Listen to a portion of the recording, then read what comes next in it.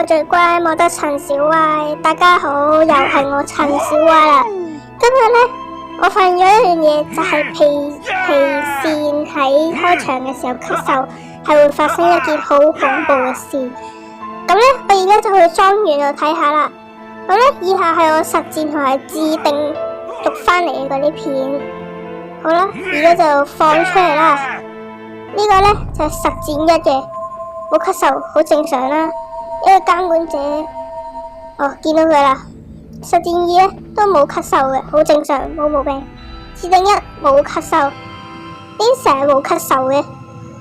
咁嚟睇下自定二啦。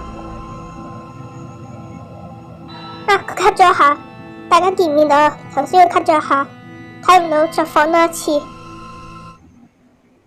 係啦，佢嘅咳嗽啦。其實點解呢？我哋而家去緊監管者嗰度，呢個就係監管者啦。其實呢，就係因為我哋離監管者比較近啦，所以阿皮線就咳嗽啦。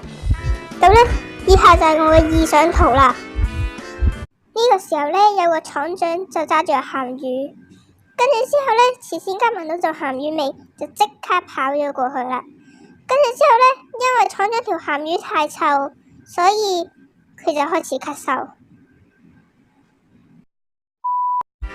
係啦，我頭先都講咗，佢咳嗽呢，就係因為佢嘅出生點離監管者比較近啊，所以呢，佢就會開始咳嗽啦。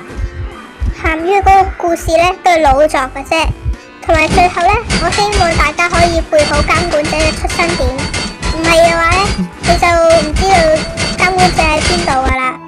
最後呢，我都希望大家可以快啲上到6階啦。好啦，今集就係咁多先啦，我哋下集再見，拜拜。